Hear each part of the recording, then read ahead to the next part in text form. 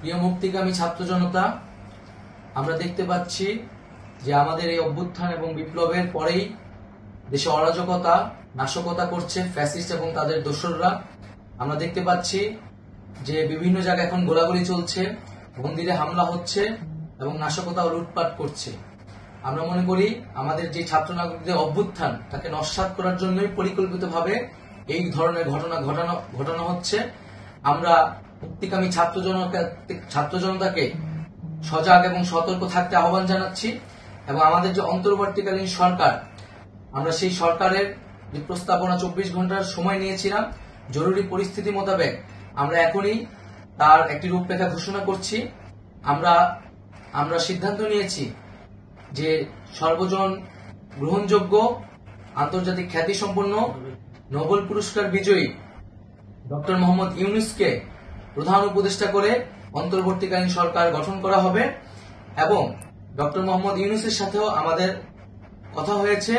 তিনি ছাত্র জনতার আহ্বানে বাংলাদেশকে রক্ষা করতে এই গুরু দায়িত্ব নিতে সম্মত হয়েছে।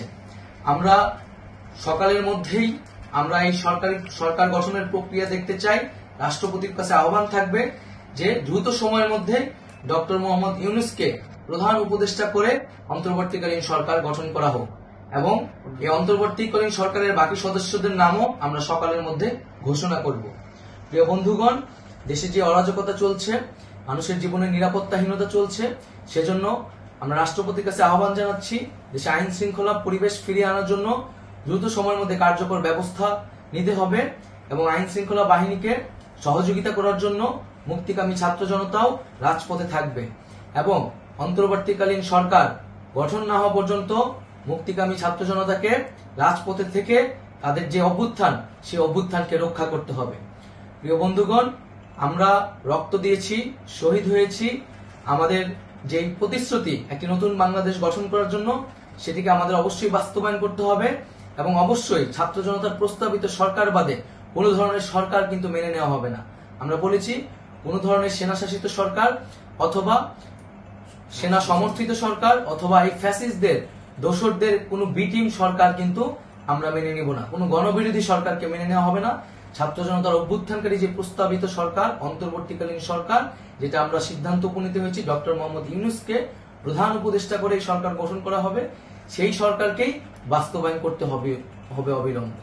আগামীকাল সকাল থেকে সকলকে আহ্বান জানাচ্ছি রাজপথে থাকার জন্য এবং আমাদের যে সাম্প্রদায়িক সম্প্রীতি এবং রাষ্ট্রীয় সম্পদ রক্ষা কমিটির ঘোষণা হয়েছে বৈষম্য বিরোধী ছাত্র আন্দোলনের নেতৃত্বে, সকল পাড়ায় পাড়ায় এলাকায় এলাকায় সেই কমিটি পাহারায় থাকবে। আমাদের সংখ্যালঘু কমিউনিটিকে আমাদের রক্ষা করতে হবে, রাষ্ট্রীয় সম্পদ এবং এই দেশকে রক্ষা করতে হবে আমাদের।